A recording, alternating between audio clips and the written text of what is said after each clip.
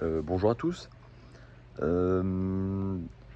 Petite vidéo qui s'improvise comme ça parce que je sais pas, je viens d'avoir l'idée il y a juste 2 minutes de faire des petites discussions comme ça. Enfin, c'est pas une discussion, hein, je parle tout seul face à la caméra, mais de faire un petit concept où juste je vais vous parler d'un artiste ou parler d'un film, d'une bêtise comme ça.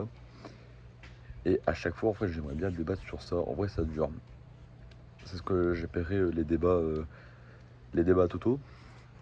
C'est que c'est un concept voilà, qui ne nécessite pas de montage, hein, qui nécessite juste de la discussion et un peu de bon sens.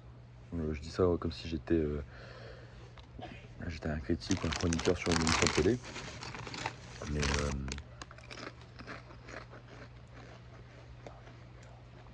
mais juste pour apporter une expertise par rapport à des sujets. Et en vrai, en discuter avec vous, parce que je sais qu'on avait fait ça il y a quelques années, enfin il y a 1 an et demi, avec Dorian, où on discutait plusieurs choses, ce qui avait été fait en interview. Et en format interview, et là j'aimerais bien l'apporter sur un concept un peu plus, comment dire ça, un peu plus rétréci, où on parle que d'un sujet, mais avec en fait ce truc là pourrait servir de base à un prochain concept, ou en mode j'y réponds par vidéo. Donc en vrai j'aimerais bien lancer ce concept là. Ça pourrait être un concept qui est pas mal intéressant, hein. Ça peut, je sais pas, on va voir avec le temps. J'ai envie de me dire, on prend pas la tête, on le fait de manière tranquille. Et du coup, je voulais commencer avec la première discussion qui, voilà, qui va commencer, c'est simple, par Mac Miller. Parce que c'est pour mes trucs qui m'est venu en tête. C'est, est-ce que Mac Miller a vraiment la reconnaissance qu'il devrait avoir? Et est-ce que c'est un des game changers du rap? Parce que voilà, je vais vous apporter du coup cette question et vous apporter mon expertise. Et de ça, en vrai, je pense qu'il y a certains qui peuvent se faire un avis, qui peuvent, voilà. Mais pour expliquer,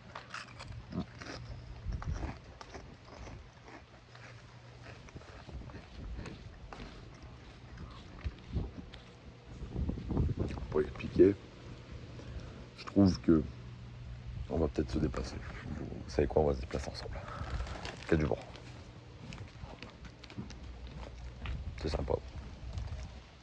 Non mais du coup, pour expliquer, je trouve que dans ce que je veux dire, c'est pas vas-y j'écoute Mac Miller et du coup j'ai l'impression que c'est le rapport all-time.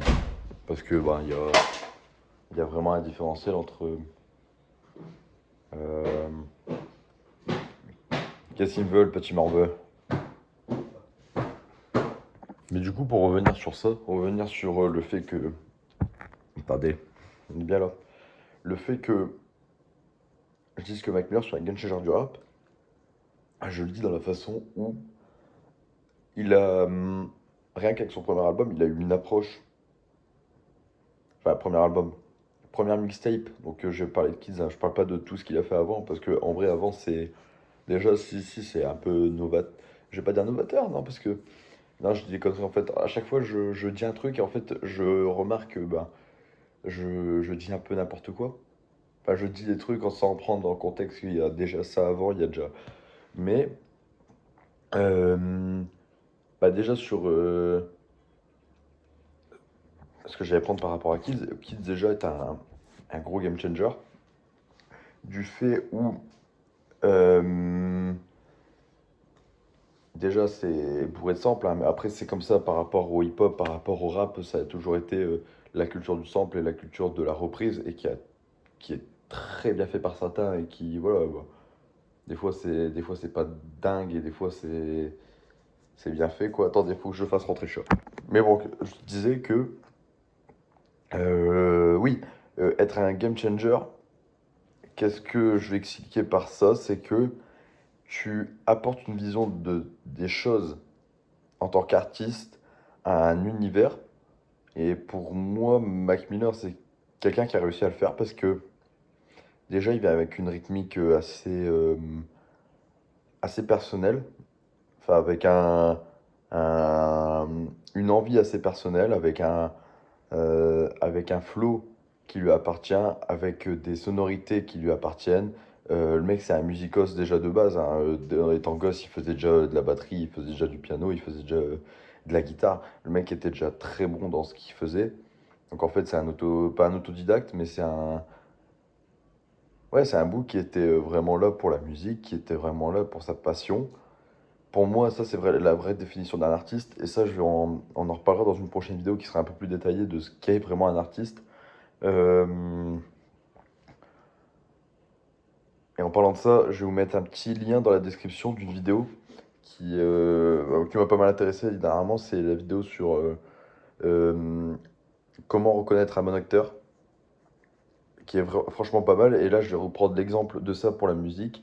Parce qu'un mec qui fait de la musique, pour moi, un artiste musical, je le prends vraiment comme une personne déjà qui en fait son métier en plus de sa passion, que ce soit pas que pour la thune, que ce soit pas que pour dire de faire un tube, quoi. Que vraiment il y a une discographie qui a une histoire. Bah, je prends dernièrement The Weeknd qui a du début à la fin, il y a une connexion en fait entre les deux albums. Enfin, entre son premier album et son dernier album, là par exemple, le dernier son est collé et en fait c'est le. Ah, je sais pas si vous voyez ce que je veux dire, c'est que c'est connecté et que même bah, en fait dans ce qu'ils racontent, dans ce qu'ils disent, bah, par exemple Kids, ou pas Kids, par rapport à ça, Faces pour moi a une trame narrative qui est exceptionnelle. Même si c'est l'un des albums que j'ai le moins streamé parce que c'est le moins ce que j'écoute, il y a quand même un, un fait d'ordre dedans où c'est une histoire qui raconte, bah déjà rien que les titres des sons, voilà, c'est déjà assez lié. Et en plus de ça, il y a il y a un fort, il y a un fort, il y a une forte connexion entre ce qui est dit dans les sons, ce qui est dit dans les musiques, et ce que lui, en plus, en tant qu'artiste, encore que personne publique, en tant que lui-même, il vit. Donc en vrai, il y a une connexion qui là est encore plus belle. Par exemple, je vais prendre des exemples de gens que je ne considère pas comme des artistes. Euh, à l'heure actuelle, tout ce qui est euh, par exemple Yans, Gazo, tout, il y a des mecs voilà, comme ça où en fait il n'y a pas de trame narrative, c'est de la musique pour faire de la musique, c'est pas de la musique pour raconter quelque chose. Et après je fais le distinguo, ce sont des musiciens mais ce ne sont pas des artistes. Même si bah, certains vont considérer que ce sont des artistes parce que voilà, par exemple, un mec dernièrement qui m'a pas mal impressionné dans la musique. Euh, Merde, j'ai plus son nom. Ah non, j'allais prendre des exemples tout con du Tyler, The Creator, du Lil Wayne, du Wiz Khalifa, de tous ces rappeurs-là qui viennent, à tous ces rappeurs US, par exemple du Drake, du Kendrick, il y a toujours une histoire par rapport à leur album, il y a toujours un truc qui fait qu'il y a une sincérité déjà par rapport à l'idée qu'ils s'en font, et qu'en plus derrière on puisse se reconnaître dedans, et pas que ce soit un son qui soit méga streamé parce qu'il y a une bonne rythmique, il y a une bonne sonorité, et juste parce que le texte il est facile, parce que c'est... Voilà, pour moi un artiste c'est vraiment un mec qui se démerde pour trouver un truc de fou, qui a une équipe derrière qui l'aide, parce que voilà, c'est... Par exemple, Kanye West, avant toutes les polémiques et tout, hein. Mais Kanye West est vraiment un de ces exemples, en plus, où lui, il commence pas en tant que en tant que, comment je dirais ça, en tant que chanteur, en tant que rappeur, en tant que musicos, il commence en tant que beatmaker, et après, il arrive dans les mailles du filet à faire quelque chose qui est quand même fantastique. La discographie de Kanye West, c'est vraiment une sacrée pépite. Et bah là, par rapport à Mac Miller, bah, je trouve qu'il y a euh, il y a une vraie sincérité. Donc une vraie envie de vouloir un peu tout baiser et de vouloir changer un peu la vision de ce qu'était le rap au début des années 2010. Voilà. J'avais dit 5 minutes de vidéo, là ça fait déjà 9 minutes que je suis en train de parler tout seul. Donc, véritable game changer, bah, vous m'en dites plus. Et par rapport à la reconnaissance, ça c'est un pan qui va être, où je vais moins expliquer, où je vais plus faire un avis personnel, c'est que niveau reconnaissance, il en a pas mal, hein, voilà, c'est quand même 25 millions d'auditeurs sur Spotify, c'est quand même des millions d'écoutes, je pense, par mois sur YouTube, sur bah, toutes les plateformes confondues, je pense qu'on dépasse bien les 30-35 millions d'auditeurs. En plus, bah voilà, on regarde les stats des clips sur YouTube, on regarde les stats sur Spotify. Il y a quand même beaucoup de gens qui écoutent, hein. C'est pas comme s'il y avait personne qui était sur le dos. Mais je trouve que niveau reconnaissance, peut-être par rapport au dernier album Balloonerism, il y a une reconnaissance moindre. En fait, comme Watching Movie with the Sun Off, où il y a, où déjà ça change, hein. C'est plus le Mac Miller Boussoit Park, c'est plus l'époque adolescente, c'est plus sur un adulte qui est en train de qui est en train de se construire, qui est en train de regarder un peu ses échecs, qui est en train de regarder ses réussites et qui devient plus sérieux avec lui-même tout en étant dans des penchants quand même assez dystopiques. Donc, de ce fait-là, en fait, je pense qu'il n'y a pas un manque de reconnaissance par rapport à l'artiste, il y a un manque de reconnaissance par rapport à sa musique. Voilà, les derniers albums, bah, par exemple Circles, Circles a pas mal pété. En plus, c'était le premier album posthume. Euh, c'est dans la suite de Swimming, hein, Swimming qui a vraiment très bien fonctionné, qui est l'album clé de Mac Miller. Je pense que si on doit citer un album parfait de Mac Miller, je dirais que ça se tape entre et Circles et Swimming, parce que Swimming, c'est une pépite ambulante, hein. C'est tout, il n'y a pas un seul son qui est mauvais, et Circles continue dans cette lignée-là. Donc, manque de reconnaissance, oui, je dirais plus par rapport à certains albums, mais bon, on va pas se plaindre non plus, c'est quand même déjà assez touffu, assez complet, hein.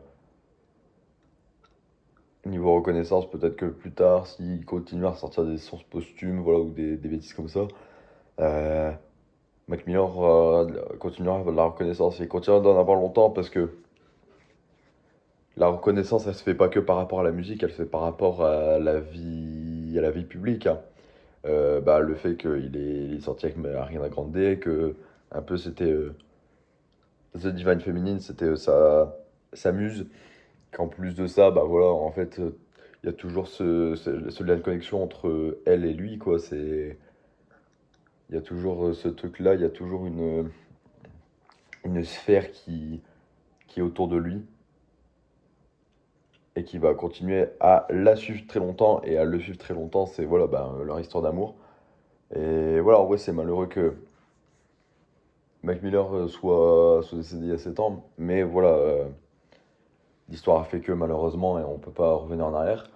Mais en plus de ça, voilà, c'est dommage qu'on n'ait pas pu découvrir encore plus de Mac Miller, même si on a déjà, je crois, 250, 300 sons de lui, toutes plateformes confondues, avec de très bonnes Unrealized,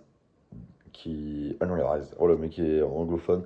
Euh, Enfin, je dis ça, Unrealized, il y en a des sons pas sortis, il y en a plus de 200, plus de 300, je crois, 200 ou 300, c'est parce que j'avais vu les petites playlists, je me fais petites playlists de Mac Miller, des sons qu'il a pas sortis, et il y a des sons qui sont franchement pépites. Bah, par exemple, Balloonerism avait déjà leaké un certain son, Funny Papers avait déjà leaké, Rix Piano, si je me trompe pas, était déjà peut-être sorti, mais je sais que Funny Papers et $5 Pony Ride avaient déjà leak quelques semaines, voire quelques mois, même quelques années. Parce qu'il y a quelques années, 2022, si je ne me trompe pas, il y avait eu un grand leak sur tous les sons de Mac Miller.